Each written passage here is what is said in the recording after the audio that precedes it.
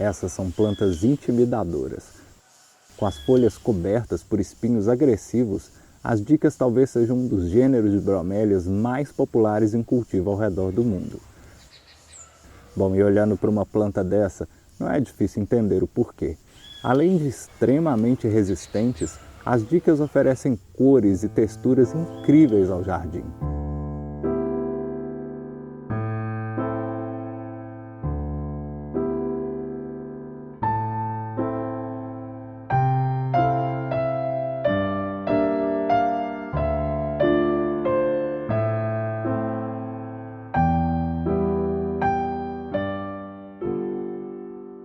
A maioria das dicas são endêmicas do Brasil. Cerca de 67% das espécies estão distribuídas aí de norte a sul do território nacional.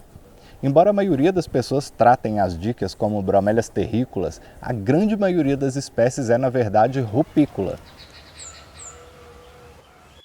Embora as dicas tolerem bem ser cultivadas em terra ou terrenos arenosos, existe uma mistura de substrato que nós podemos oferecer para que elas se desenvolvam muito melhor.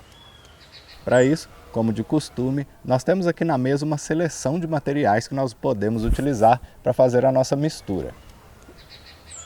Existe um ponto bem interessante que eu gostaria de abordar aqui com vocês, que é a manutenção dessas plantas, principalmente em vasos. Quando eu fiz o meu vídeo de tour pelas dicas, a minha amiga Elaine Grace e o Jordan do canal Eterna Busca me escreveram dizendo que eles sentem uma dificuldade muito grande em fazer manutenção nessas plantas. E olha, aqui temos dois exemplos, tá, de plantas que realmente estão precisando de uma limpeza. E quando as dicas ficam assim, carregadas de folhas secas nas bainhas, elas ficam mesmo com aparência triste e eu chego a desconfiar que isso daqui atrasa a planta. Então hoje, olha só, Jordan, Elaine, tem um segredinho sim, eu vou dividir com vocês, tá? O primeiro deles, claro, muita gente não gosta porque a gente perde um pouco do tato, é a luva de couro. Bom, você pode usar a luva de couro apenas em uma mão, que você vai manipular aí as folhas das suas plantas. Outro aliado que nós temos aqui, olha, é essa tesoura para bonsai, que tem uma haste longa.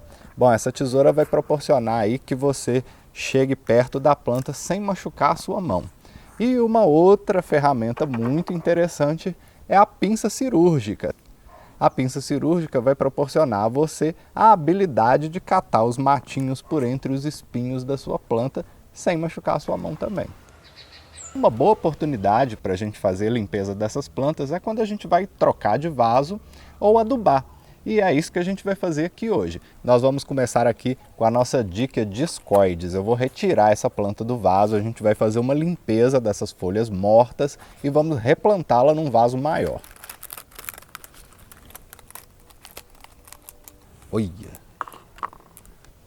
Olha só a massa de raízes que ela já formou aqui.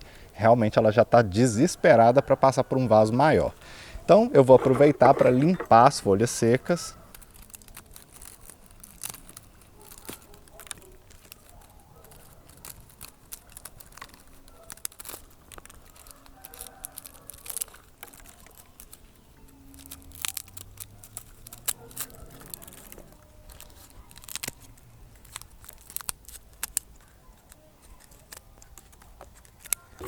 Pronto, olha a diferença que já fez. Agora ela vai para um vaso maior, onde ela vai se recuperar e vai reestabelecer aí todo esse conjunto de folhas incríveis que ela tem. E agora tomara que ela se reproduza, dê mais mudas aí para que a gente possa propagar essa espécie, porque essa dica aqui é sem dúvidas uma das minhas favoritas. Eu separei esse vaso aqui, que é um vaso bem maior para ela, mas para vocês verem a falta que estava fazendo um vaso aí, olha, isso aqui chegou a me dar vergonha, tá? Essa planta já está aqui realmente desesperada para passar para um vaso maior. Então eu nem imagino o salto que ela vai dar num vaso grande como esse. E nós vamos proceder com a nossa mistura. Bom, na seleção de material nós temos aqui, olha só, a brita expandida que eu uso para forrar o fundo do vaso. Como eu disse aí já em outros vídeos, a brita expandida é bem leve, ou seja, ela não vai pesar muito o seu vaso e ela cumpre muito bem esse objetivo de aerar o fundo do vaso e proporcionar uma drenagem melhor. Aqui nós temos a casca de pinos, boa e velha. Quem já acompanha a gente aqui no canal sabe que eu uso isso aqui em todas as misturas. Então é o seguinte, nós vamos usar 2 partes de casca de pinos,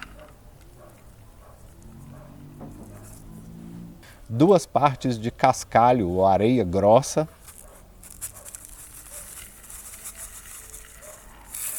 a vermiculita, que eu também gosto de usar para que o substrato não fique muito compacto, e esse substrato comum aí, substrato comercial, tipo humus de minhoca, que a gente usa 1 parte apenas. Bom, nunca use muito substrato, tipo humus de minhoca nessa mistura aqui, porque ele tende a ficar muito compacto e as dicas não gostam. Lembre-se que elas são em maioria plantas rupícolas e plantas rupícolas se desenvolvem aí em acúmulos de matéria orgânica. Por isso, nós estamos priorizando aqui o pó de casca de pinos e o cascalho, que é para justamente imitar esse substrato natural onde elas se desenvolvem. Com o substrato bem misturado, não tem mistério nenhum, você já pode plantar a sua dica.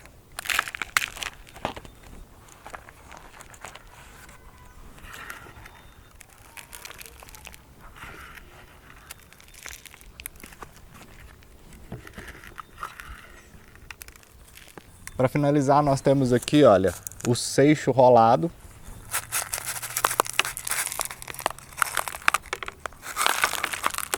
Quem acompanha nossos vídeos aí, olha, sabe que o seixo rolado eu utilizo para dar acabamento, ou seja, para deixar o vaso mais bonito e para ajudar também a fixar algumas plantas no vaso. As dicas não tem muito esse problema de fixação, porque elas têm uma estrutura já bem compacta, bem fácil de plantar, mas enfim, eu acho que fica bonito, ajuda a evitar que o mato cresça, então eu gosto de usar seixo rolado. Na verdade eu vario bastante, eu costumo usar seixo rolado, cascalho, caco de telha, enfim, tem vários materiais que a gente consegue encontrar aí no mercado que deixam seu vaso bem bonito, ajudam a dar esse acabamento, como eu disse, evitam que o mato cresça demais no seu vaso aí, que no caso das dicas é ótimo, porque a gente sabe que catar os matinhos é um pouco complicado se a gente não tiver aqui a pinça cirúrgica.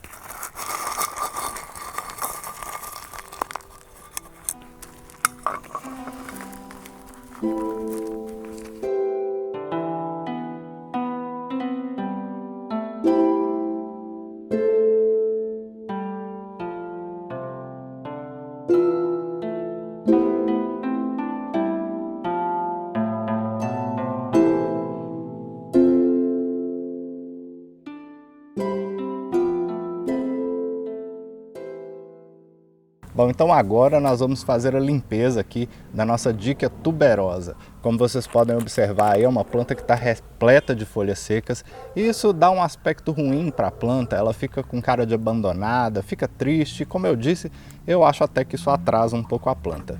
Então, olha só, Elaine, ó, tesoura de bonsai e paciência.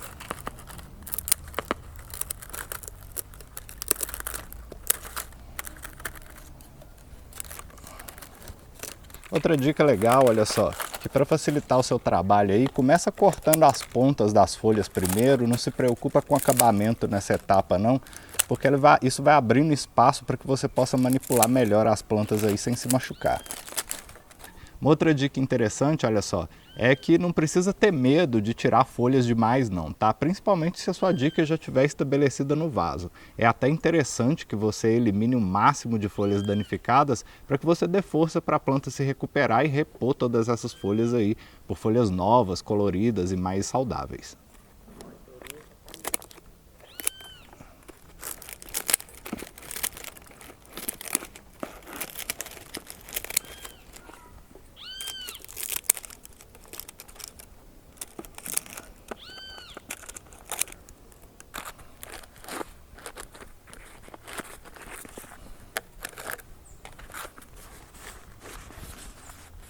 Tá aí, olha só, a nossa dica tuberosa já está limpa e pronta para ser adubada.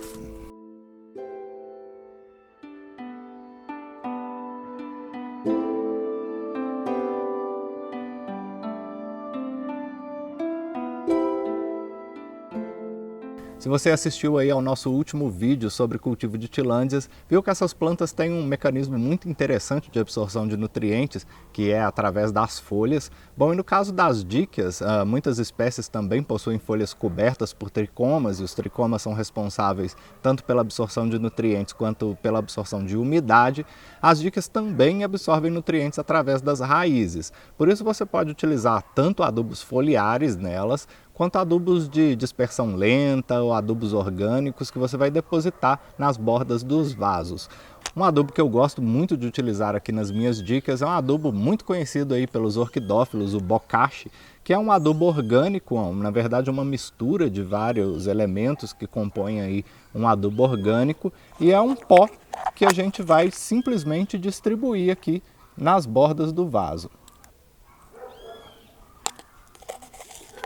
Sobre os adubos inorgânicos, como a gente tem aí o péteres, né, muitas fórmulas de péteres foliares, eu gosto de usar o seguinte: quando são plantas recém-transplantadas ou plantas novas, utilizar a formulação 4-14-8. E para plantas já estabelecidas, que a gente só vai fazer uma manutenção, usar a formulação 10-10-10. No caso do bocashi, é um adubo orgânico, não tem esse tipo de formulação diferenciada.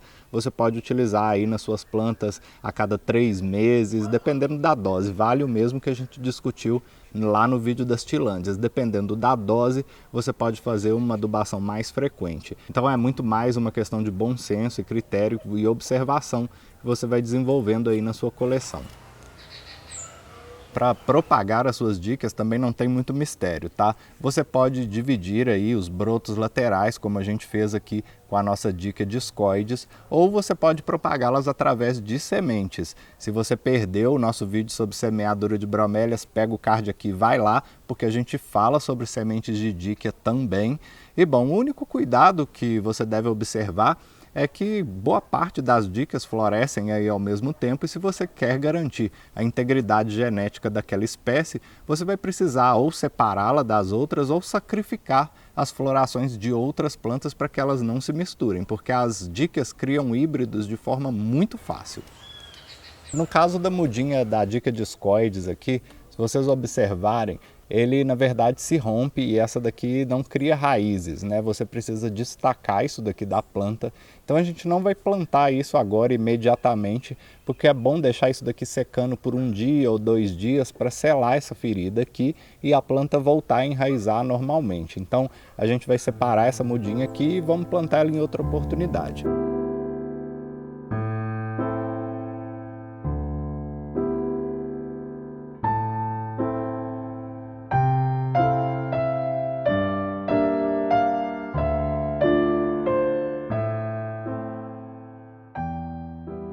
Eu espero que esse vídeo tenha respondido às dúvidas mais frequentes no cultivo das díquias. E antes de eu ir embora, eu gostaria de anunciar aqui para vocês que semana passada nós chegamos aos 1000 inscritos. E para comemorar, eu criei um grupo no WhatsApp do Habitat Brasileiro, tá? Já tem gente do Brasil inteiro, tem gente que gosta de orquídea, gente que gosta de bromélia, gente que gosta de planta carnívora, tem para todo gosto. Se você quiser participar, ainda tem vaga. Se inscreve aqui no canal, segue a gente lá no Instagram, me manda um direct que eu mando o link para você. Dito isso, preparem-se, porque a partir de hoje os nossos membros ganham um espaço de destaque aqui no canal, para mandar dicas de cultivo, fotos e vídeos de suas plantas, dos seus jardins, enfim, é o nosso momento Meu Habitat. Assim, eu os deixo com os destaques da semana. Muitíssimo obrigado pela confiança e o carinho de sempre e até o próximo vídeo.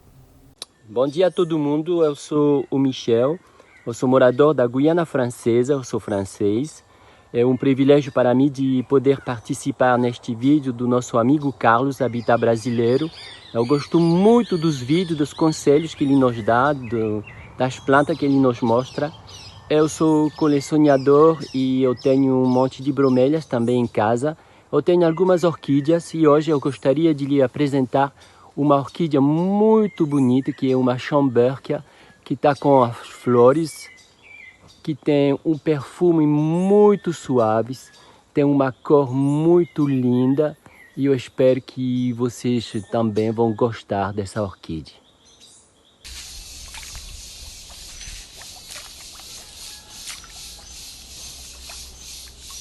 Tá vendo? É isso, ó. Tem coisa melhor de você apreciar essas belezuras. Como eu tinha mostrado ontem, essa forração minha, já tem uns 8 anos que eu tenho, eram umas 5, eu acho, e multipliquei e forrei aqui, esse espaço aqui do meu jardim. E ela na sombra, ela fica com esse tonzinho esverdeado com marrom, fica linda, tá vendo? Mas se botar ela no sol pleno, ela fica toda marronzinha.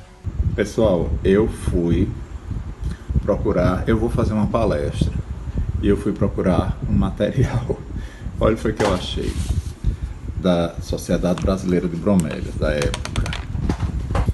O catálogo de orquídeas do Bela Vista, cultivo de bromélia da Sociedade Brasileira, catálogo do Alvin Insider, eu ia dizer de 1906.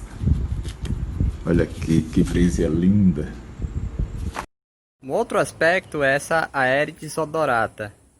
Quando ela foi plantada aqui, ela enraizava muito pouco, sofria muito com falta de umidade e também uma certa falta de nutriente, mesmo que a gente tenha utilizado adubação recorrente semanal.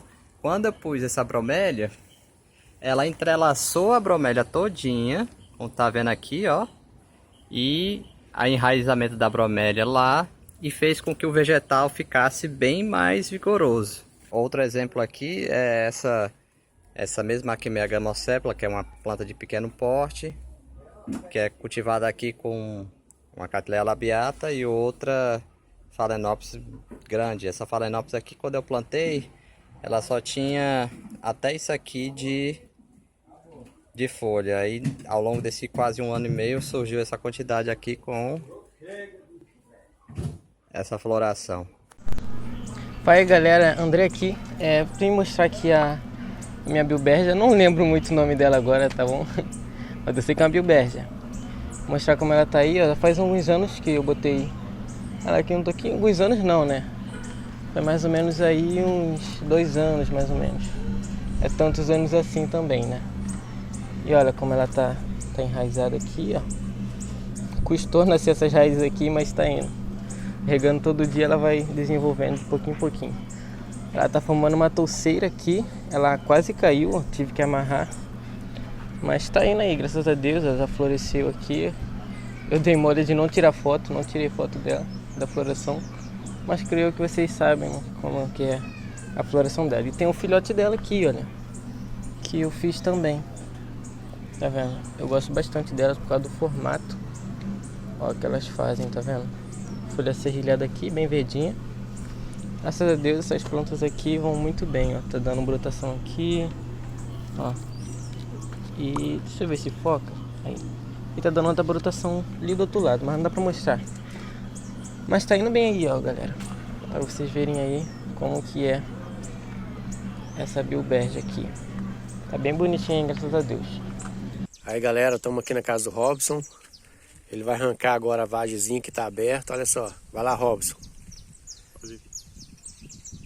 Vamos ver se vai sair uma sementinha top aí pra nós. Rapaz, olha lá, ó. Trem luxo, hein? Show de bola.